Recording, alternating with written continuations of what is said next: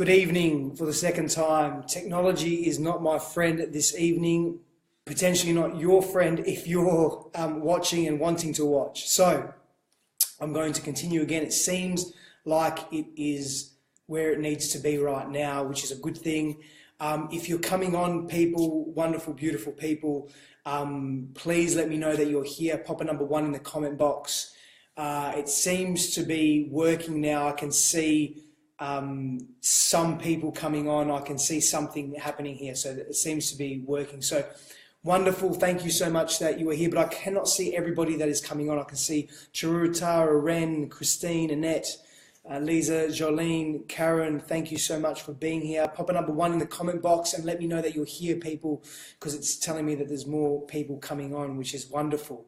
So we're speaking to a very deep issue today. Joanna, welcome. Tacha, welcome. Lovely. Lee, welcome. Thank you for being here. Michelle, thank you. Vanessa, awesome, awesome. So we're speaking to a fundamental issue here that is that runs deep, and it runs deep for all of us, and it's not just for men. What I'm going to speak to this evening, we all experience, both men and women. And in fact, children experience some of this as well, of course, and it's deeper articulated as we become adults, as we move and grow into ourselves more and more.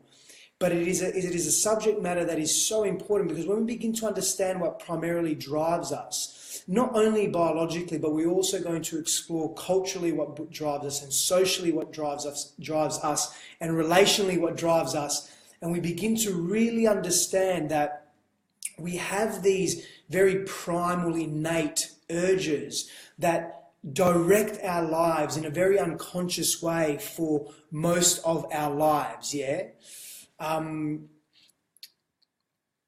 So we must begin to understand who we are as people. And when we have that information, we have that wisdom, that knowledge rather, it's actually knowledge to begin with. And it becomes embodied wisdom as we move through life. It becomes embodied wisdom as we choose to grow with who we are. Spomenka, welcome all the way from Europe. Lovely to have you here. So Neville, welcome. Thank you, my friend, for being here. We have a beautiful man actually on board here with us this evening, Neville. What a beautiful man, all the way from Italy, but he's actually here, and he lives here in Australia. So Jolene says, "All I seem to attract are men who just make me feel so rejected and shut out. I'm so confused. This never used to happen."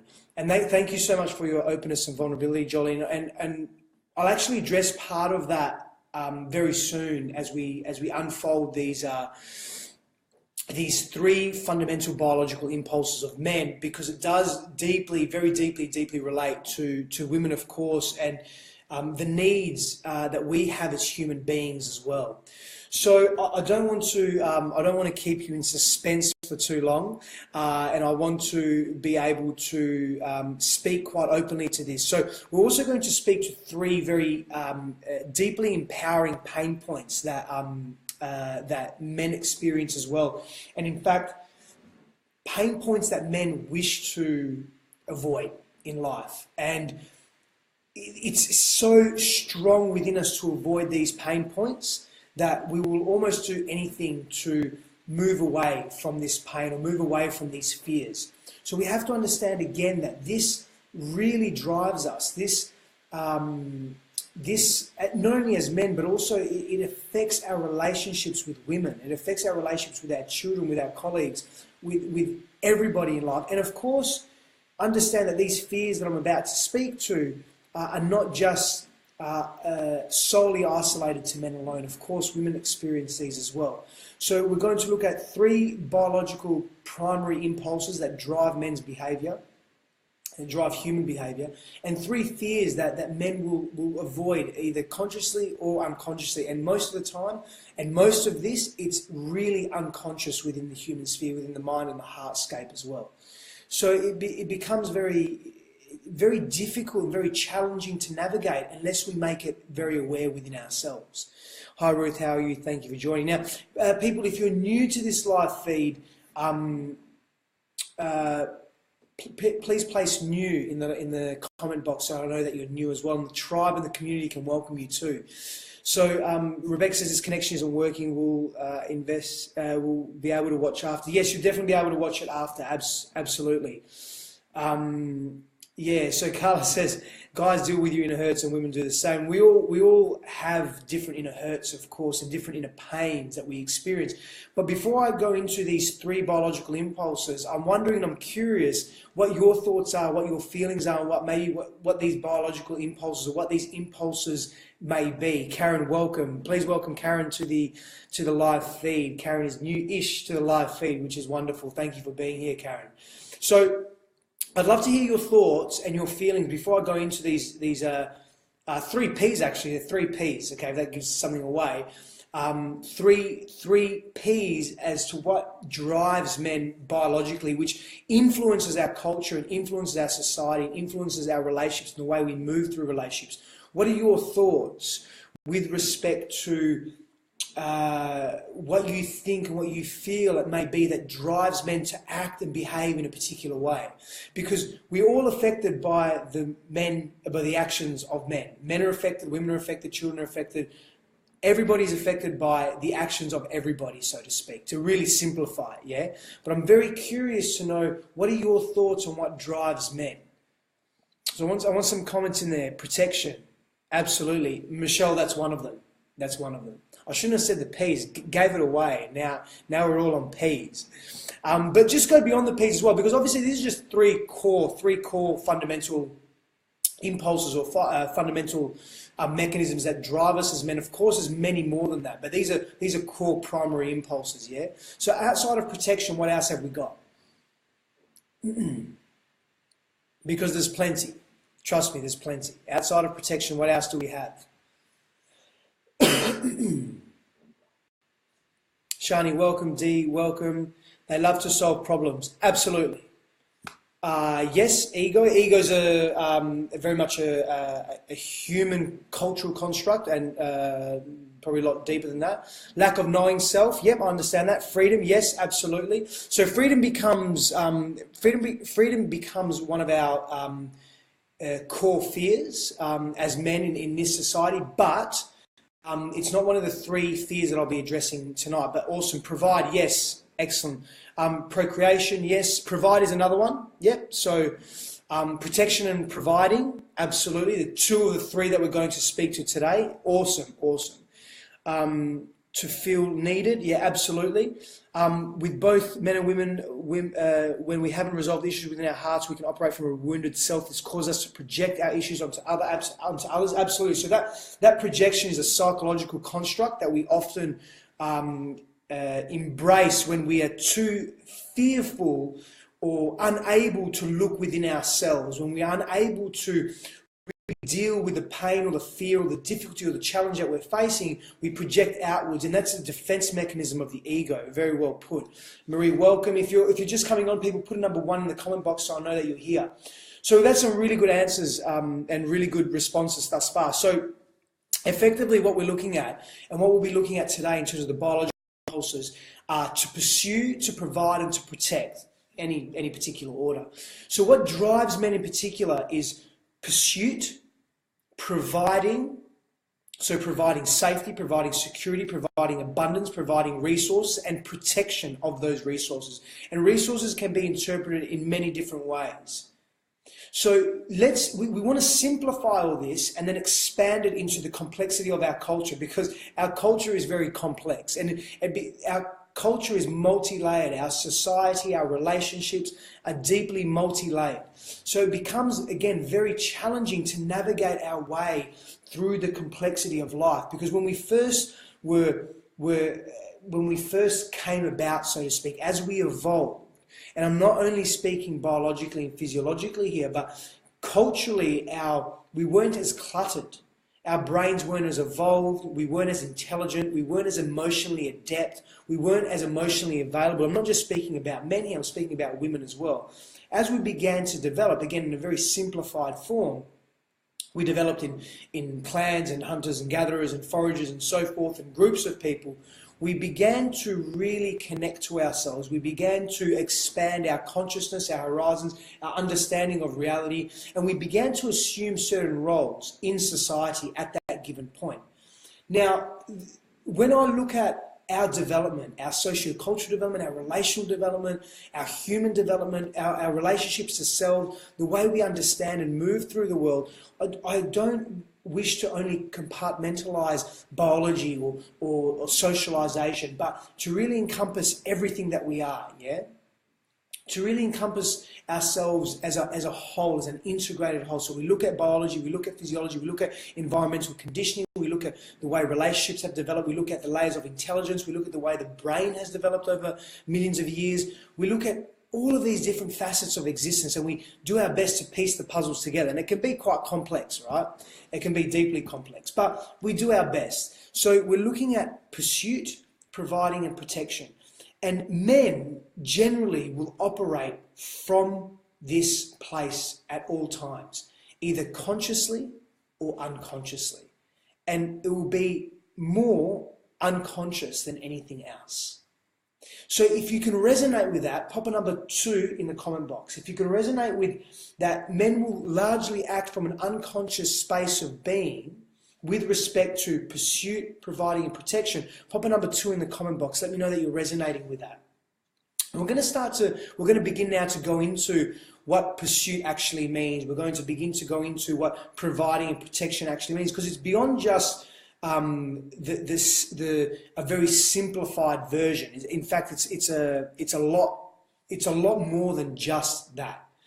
So really, when we're talking about pursuit, we're not talking simply about pursuit of a loved one or a beloved, or pursuit of a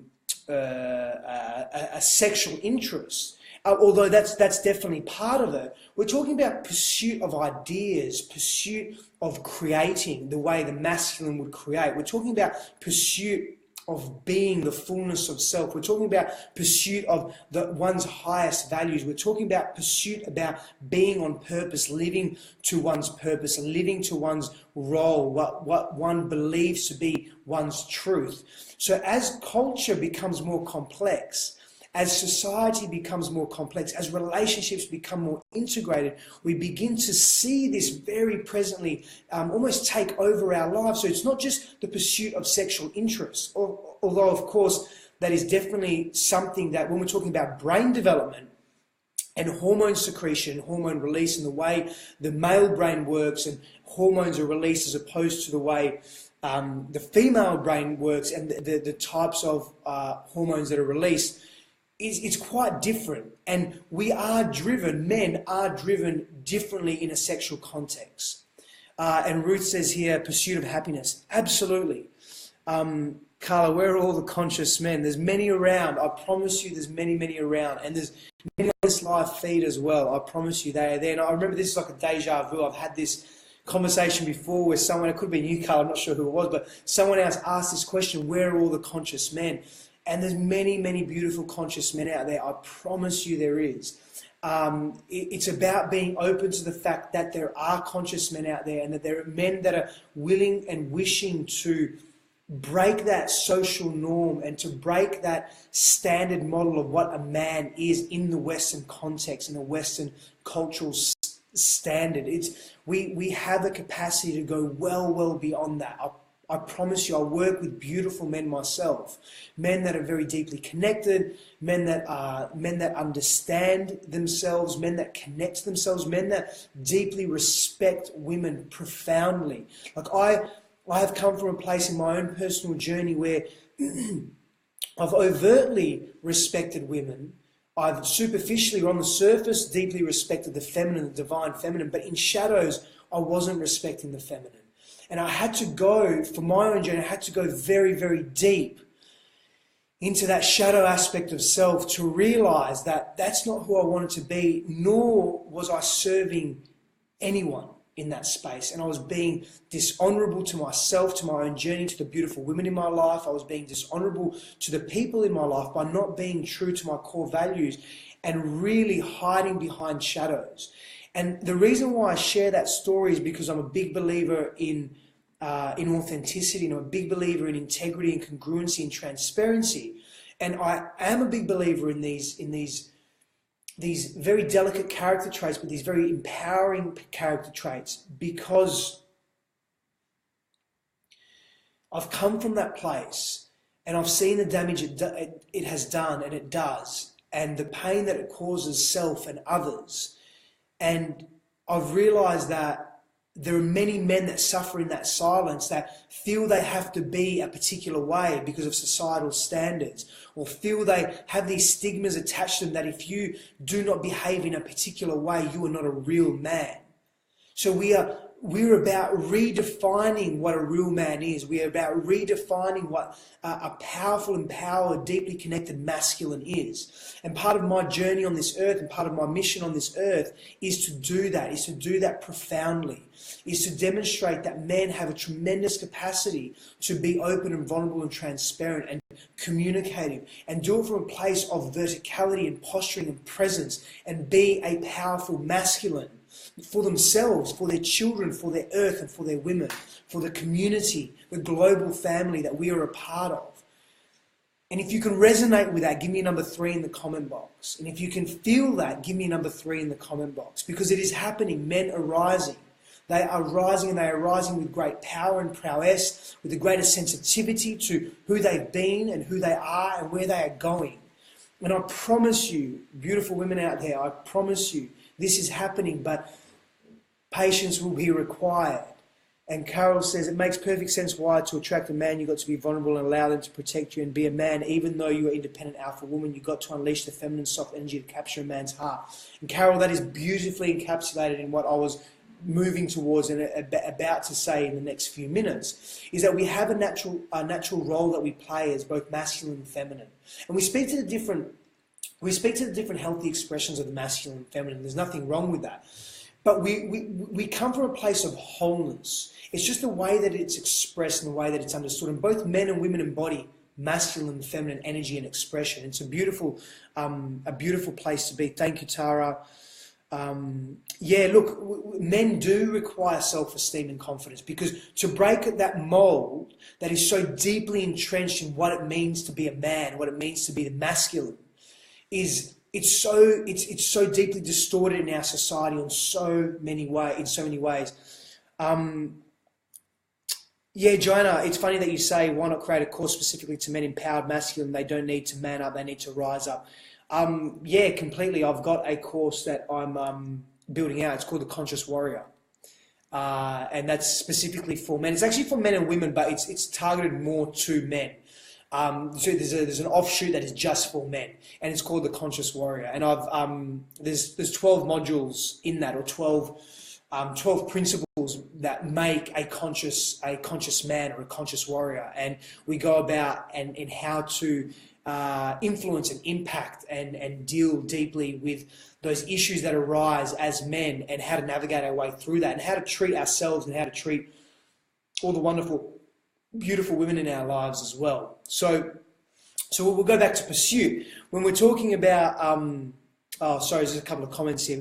I want to really get into these comments today, because I know they're going to be so useful and so deep. Women had to rise with a roar. They did, to recalibrate and destroy, to make way for the rise of divine masculine. So yes, we must be patient, also allow men's space to rise. Marie, that's just so beautiful. I honour you so much. Can we put number 4, please, for Marie? That's a deep, beautiful comment, thoughts and feelings and just heart expression. Number 4 for Marie, for what I just spoke to then, about women having to rise with that roar to recalibrate and destroy the unhealthy masculine, but also the unhealthy feminine that has been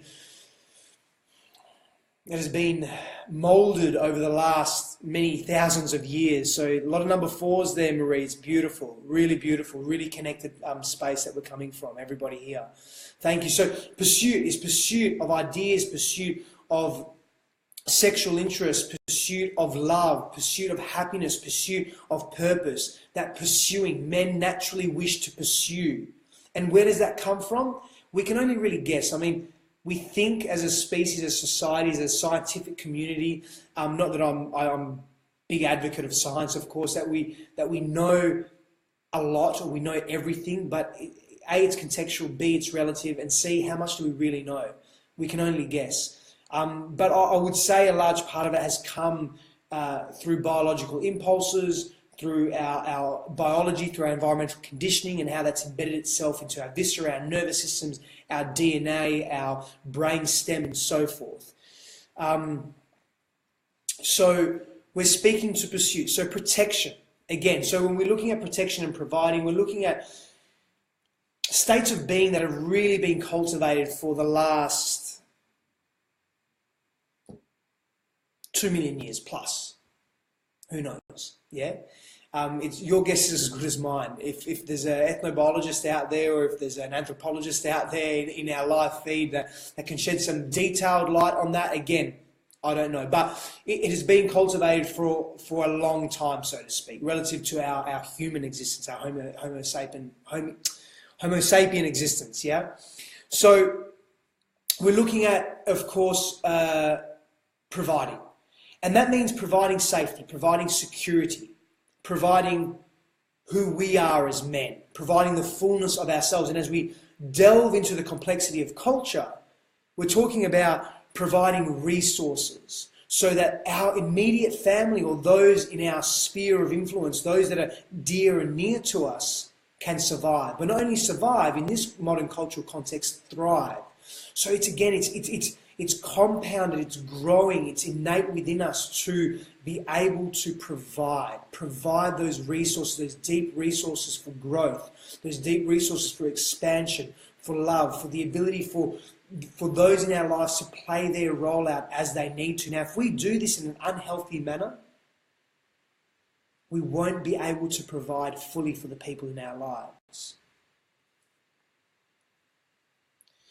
Ruth, very good point, and we'll come into that in a moment when we speak to the fears, yeah? When we speak to fears, we'll speak to an element of loneliness, and we'll look deeply into that as well. So we then look at protection. It's innate within us to protect what we perceive we own, or what we perceive we have, or what we perceive is ours. Perception here is the key to what I'm saying, yeah? It's the perception of what we feel we must protect. Give me number 5 in the comment box if you can resonate with that. And think back to your own lives as well, where you have potentially seen that, where you have potentially experienced that directly, where you have been a part of that.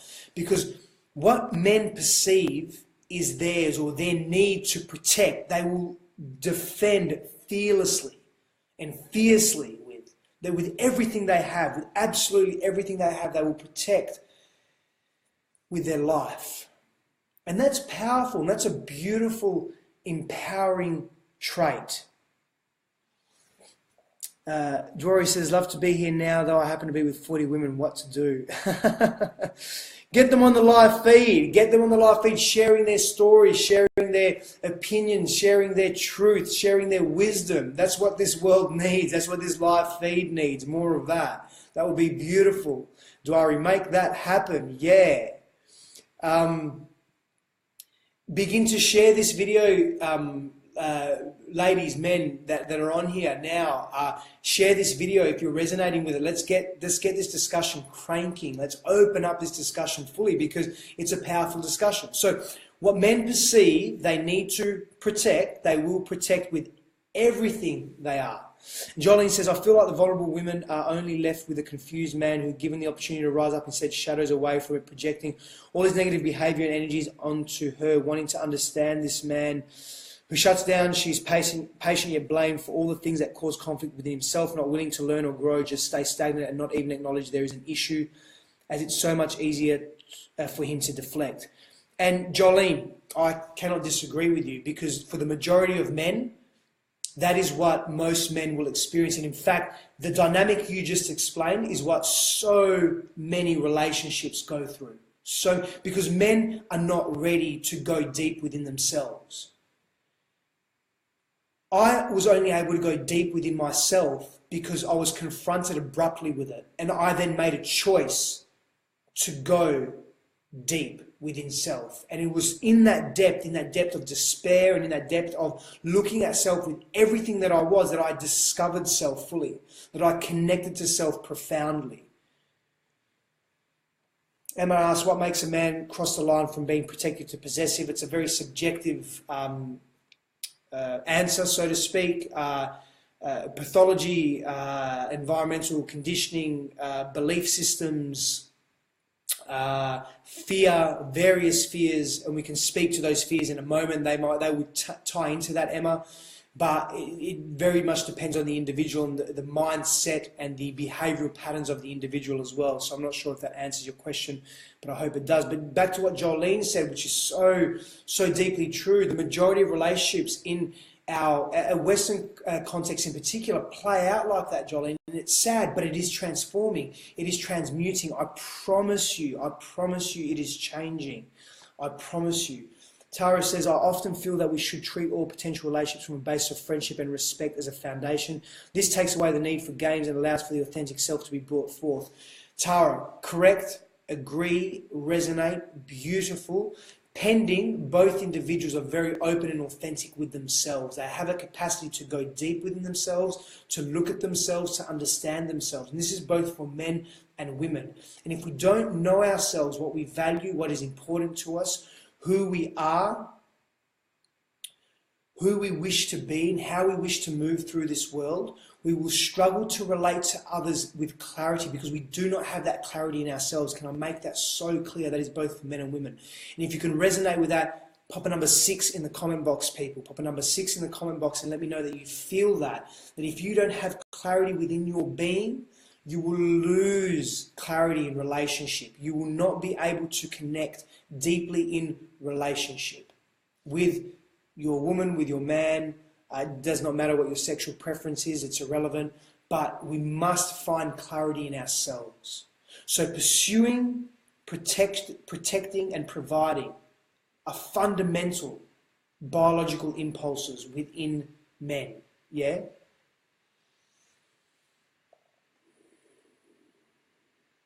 Feel into that for a moment. How have you observed that with the men in your life, your father, your brother, your uncle, your cousin, your friend, your partner, your sons? How yourself, if you're a man watching this, how have you observed that in your own life? How has that played out in your own life? Nikhil, welcome, brother. There's another conscious man that's just joined us. Beautiful human being, close friend of mine. And there's a bias there, yes, but he's deeply conscious. We go back to the beginning of this conversation. We're talking about where all those conscious men, they exist. But if we do not believe they exist, then they will not be here. We will not notice them because all we are noticing is what is not working in our lives. So we must make a choice to notice what is working in our lives and what value there is in life and the beauty and the wonder that does exist in life. Marie says, I think that things have unfolded as they have largely because people fall in lust instead of in love. So it is just not men that are to be blamed. We are equally responsible. Yeah, absolutely. I mean, lust and love are interesting concepts. Probably not one that will open up right here, although it's definitely integrated into this conversation. But we shall love you too, Nikhil. But we shall move. We shall move. I'll do that in another live feed, lust and love. Yeah, another live feed, lust and love. Will go deep into lust and love. So now I wish to speak to the 3 fears that really drive men and really drive men to act in a particular way and act from pain, act from fear, act from suffering, and they come from this place, and it's sad because when men feel this or they feel it coming on, they will defend aberrantly, aggressively, sometimes violently, themselves, their ego, their heart, their soul, their physicality. This biological impulse, this physiological impulse just takes over. And I'm not making excuses for the way men behave when they behave negatively or antagonistically at all, but wanting to just shed some light on this. And this is not a conversation of biology only. This is not a conversation of, this is biology, we must blame biology, we must blame our genetics. Nothing to do with that. We are completely responsible. Let me be very clear on something. As men in particular, yeah, but with all of us, we are completely, when we are conscious and we are aware, we do not have pathology in our minds, we are completely responsible for the choices we make in life. And give me number 7 in the comment box if you resonate with that, because owning that truth and really deeply embodying and embracing that, that's power, that's authentic power, that's empowerment. We are empowering ourselves and empowering others to be and do the same, to embody that. So when we take complete responsibility for who we are and the choices we make, that's power. That's being authentic. That's being very real. Now give me a number 7 in the comment box if you can really deeply resonate with that. Awesome. We've got a few powerful 7s here. I can feel the energy, the power and the energy, the 7s. So isn't 7 a magic number as well?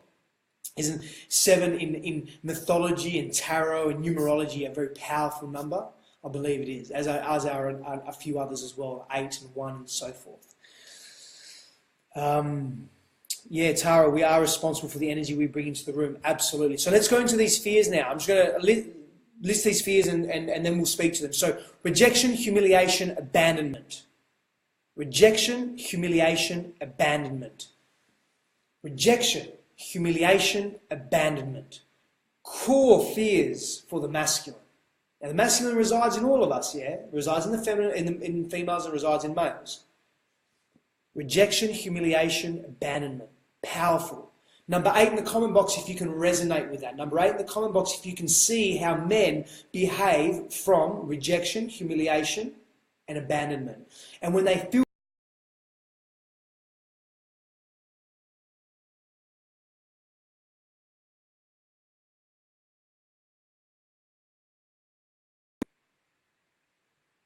when we feel threatened in those areas, rejection, humiliation, abandonment, we behave very differently.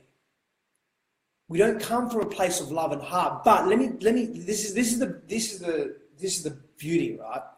Here it is. We can still feel rejected, humiliated, and abandoned, all of the above, at once, and still come from a place of love and heart as men. And I'm telling you that because I've been there. I've been rejected, I've been humiliated, I've been abandoned. As a child, the perception of that, as an adult. How I've behaved in the past in response to these feeling states, in response to these experiential states, has been very different to how I respond now. Can we feel that, people?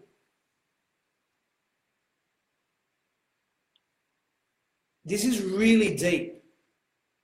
Because our perceptions dictate to us, direct to us, the life that we live. The way we move through life, the way we respond to life. If we do not know ourselves, if we are not connected to self, if we don't come from a place of heart and love, and ask ourselves, here's something for you. I'm about to drop a mic. What would love do now?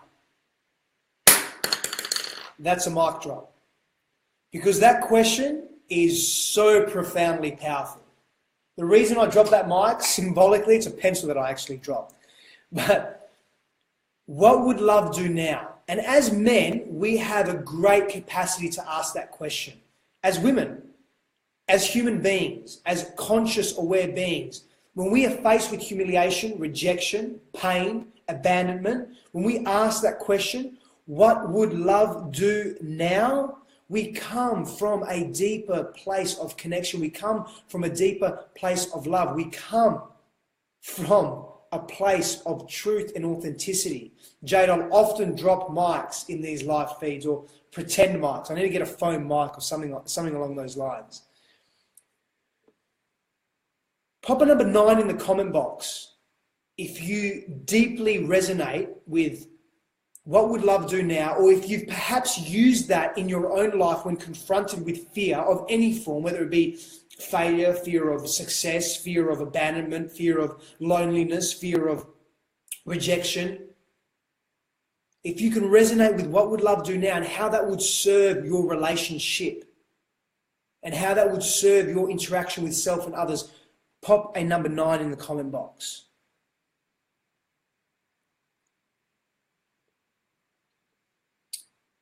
Sorry about the internet connection, people. I think it's part me, part, I don't know, part the gods of technology, the many gods of technology.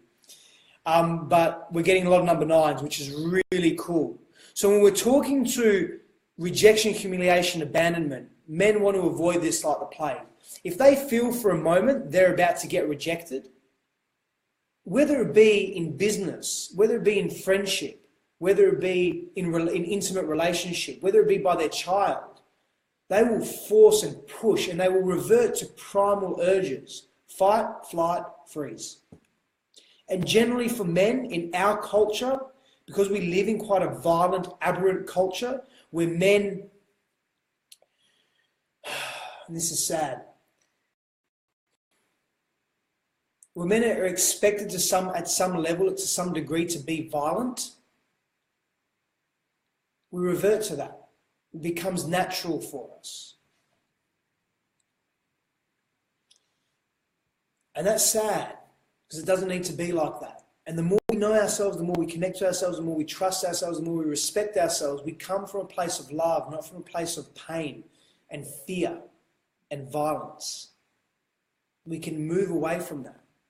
Abandonment's probably the biggest, the biggest one for us, for men.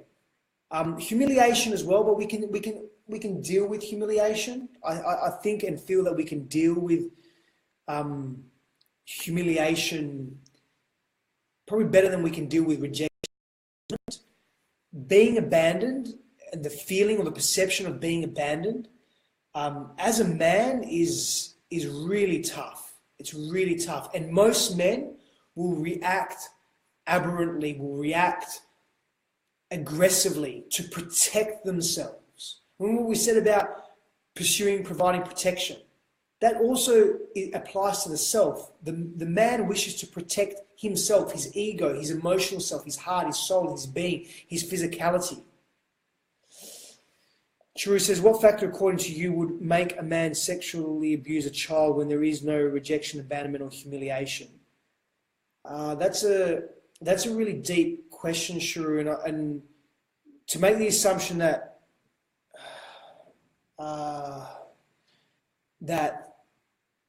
sexual abuse is a very complex issue, and most people, the statistics say that most people that are sexual abusers have been sexually abused themselves. So we sort of want to keep tracing it back. Most people that are sexual abusers, even if they have not been sexually abused, have been exposed to very dangerous situations, violent situations, emotionally abusive situations, have a dysfunction even in their brain physiology, have very low socialization, do not know how to relate correctly to other people, have perceived and interpreted events in their lives in such a way that has caused immense pain to them, and the only way to release their pain is to inflict pain on others. And that's probably, whilst that's somewhat complex, it's also a very simplified version of that. And to go deep into that is probably not the live feed for it now. But yeah, I hope that begins to give you some insight into the human sphere, into the human mind, which is very complex and multi-layered.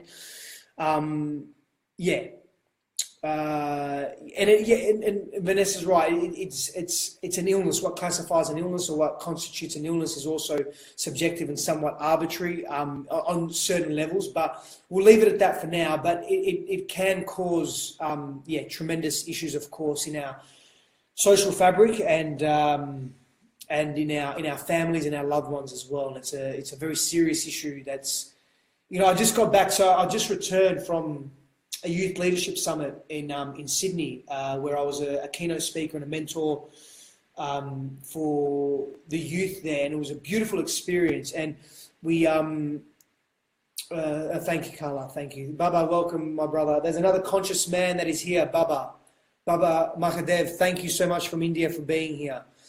And I just recently got back from and on the topic of sexual abuse, I got back from Sydney, and it was astounding that there was a few hundred children there, and so many of those children had been physically, emotionally, sexually abused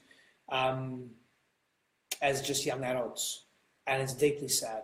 It is deeply sad. It's. I mean, I don't want to say it's an epidemic, but it's not too far off that. But I don't want to get on a tangent. So yeah, I don't want to get too much on a tangent. But Carol says that's why men get stuck in the friend zone, because they're afraid of rejection and fear of loss. Yeah, absolutely. And so Carol, and that's a really good point. So men will generally be afraid to commit. They'll be afraid to lose their freedom, because they fear unconsciously that rejection. They fear that abandonment. They fear not so much that loneliness, but they fear that humiliation. So it's easier to stay disconnected. It's easier to remain apart. It's easier to create space and distance, and that's a very common trait for the masculine, to want space, to create space, and it's healthy. It's healthy to create space, but it's not healthy to create space at the wrong times, at the times when space is not required, but rather connection, communication, openness of being, interaction is required. Men too often create space when it's unnecessary. Give me number 10 if you agree with that, if you resonate with that deeply. Men create space too often when it's unnecessary, when space is actually not required. And it's because we are unable, most men are unable to emotionally regulate themselves. Because we've been brought up as young adults, as young children, that we should not be emotional. That's the domain of women, to be emotional. But how the fuck does that work? Because we're emotional beings just as women are. It doesn't work. It doesn't make sense. These constructs, these cultural constructs that we have grown up with, most of them are fallacies. They do not work. They do not serve our highest good. A lot of number 10s there. A lot of number 10s. Thank you, Vanessa. Good night. Have a beautiful evening. True says, in today's time, people crave for so much space rather than connection. They should rather go to space. Yeah, that's not a bad point. We need space. Men, women, we need space. We all need space. There's nothing wrong with creating space, but we too often create that space out of fear. So when we're looking at those three biological impulses, we're looking at pursuing, providing, protecting. We're looking at really coming from a place of love and connection to self when we are in those states, in those expressive states, making them conscious so that they are not unconscious. Baba, thank you. Love you too, my brother. Thank you so much. And that's what real men do. So real men express love for each other, and it's in a beautifully platonic, spiritual, soulful way. And that's what real men do. And that's another fallacy that we have in our society, that men cannot tell each other that they love each other or that they care about each other.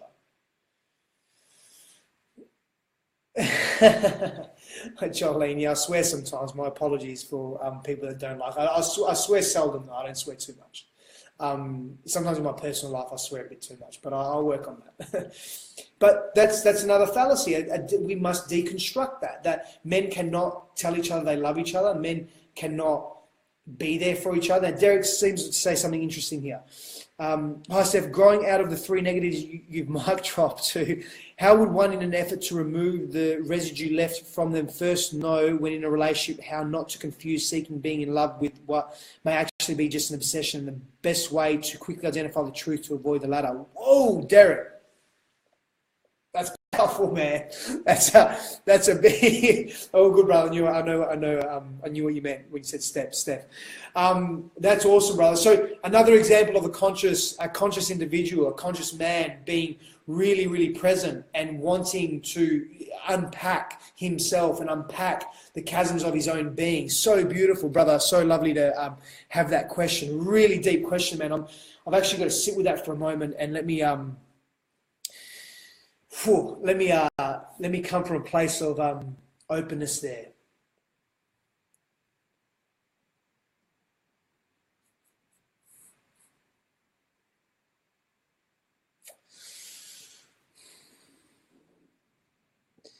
Acceptance is crucial in our relationships. Acceptance of self-compassion, and kindness and self-love. These are foundations and starting points for us to evolve from relationships that have not worked for us, that have not been in alignment.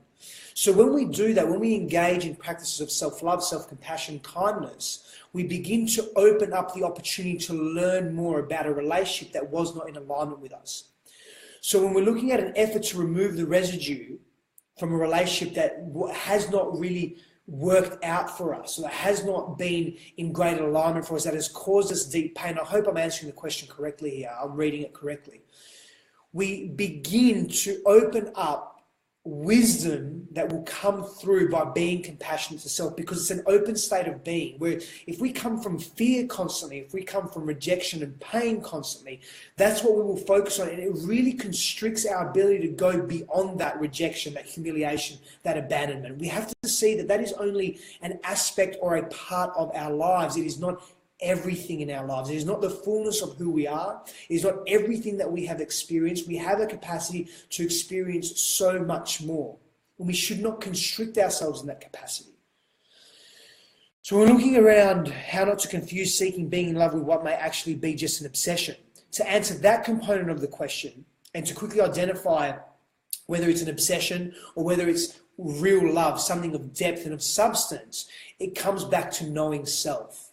Knowing what you want, knowing what your values are, being patient and continent, so I'll speak to continence in a moment, being patient in asking the questions of who is this person that I'm about to embark on this journey with? Is it love? Asking these really beautiful questions, sitting with them, meditating with them, feeling into them. Now, as a man, practicing continence is so important. Practicing that verticality, that posturing, that continence, not jumping in without assessing, feeling, connecting, understanding even. So a combination of feminine and masculine expressive qualities. So we don't then obsess, we don't come from a place of desperation, we come from a place of inspiration. And to come from a place of inspiration, we must know ourselves, we must be connected to ourselves, knowing the layers of self, being beautifully entrenched in self. So, Derek, brother, I hope I've somewhat responded to that question in an adequate way. And if I have, if people are feeling that, can you give me number 11 in the comment box, so I know that I've gone down that right path. Thank you, Derek. Awesome. Marco, welcome. Another beautifully conscious man has just joined us. Marco Costa, welcome, brother. How are you? Thank you for being here. Chiru says, Steph, since you did a seminar with youth, you'd also know how the upbringing and relationships of men and women with their parents affects their relationships as adults. Would really appreciate a live feed on that one. Very happy to do that, Chiru, as well, and to express deeply how we, and I'll say this now, bear with me here for a moment, what we experience from our primary caregivers, what we received and did not receive, both consciously and unconsciously, we will seek in our adult relationships. And yes, I'll do a live feed on that. Yeah, awesome. Lots of number 11s. Number 11's a good number. Derek, I'm glad to have been of service, that I've been able to answer that. Wonderful. Thank you, thank you, thank you. People, how are we feeling? That's about 50 minutes of depth. 50 minutes of me talking a lot. 50 minutes of me from you and your beautiful questions. 50 minutes of growth and empowerment. For me, I can't speak for all of you. I hope that you have experienced growth and empowerment as well. And if you have, pop a number 12 in the comment box, or just let me know what you have experienced. Let me know some of your key insights of what you've experienced this evening. And don't worry about numbers, but speak to, have you been inspired? Has it been revelatory? Has it been information that you're already familiar with, that you know? Is it information that is worthless to you? Is it something of value? Is it something that you wish to share with others? Is it something that you will look deeply into? Chiru, share it with your group. Please, people, you're feeling clarity. Fantastic. Wonderful. So blessed. Honored that I can be that clarity to you.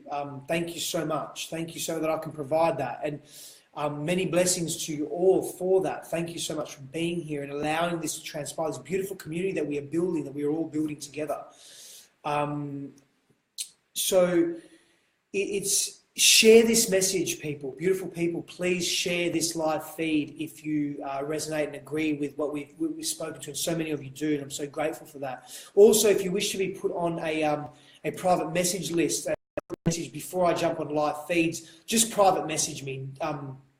You can put a comment here if you want, but you don't have to. Just private message me, say, yep, I'd love to be added to your private Facebook group, Facebook Messenger, and I'll let you know about 10, 15, 20 minutes before I jump on live. So we build that community as a group, yeah, and we jump on. And whenever you're able to, you jump on. And if you can't, it's no problem. You just watch the live feed if you feel up to it at any other point. There's no one's forcing your hand, of course. But, of course, really grateful building this community and just being part of the wonderful human beings that are all here. So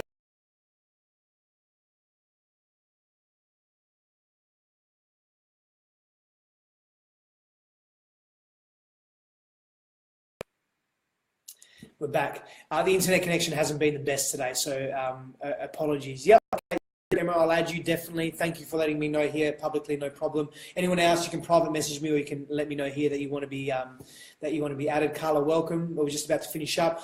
I want to say thank you so much once again. Please share this video to your people, to your friends, to your homepage. Just share it if you resonate with it. And of course, those technology gods, they're cheeky. They're cheeky today. Thank you so much for being here. So much love to all of you. So many blessings. Jolene, I'm assuming you want to be added. That's cool. I'll add you as well. So many blessings to all of you. Look after yourselves. Feel deeply into who you are. Feel deeply into these concepts that we are discussing, that we are sharing together. Know that everybody deserves love, especially you. That's all you need to know for the time being, yeah?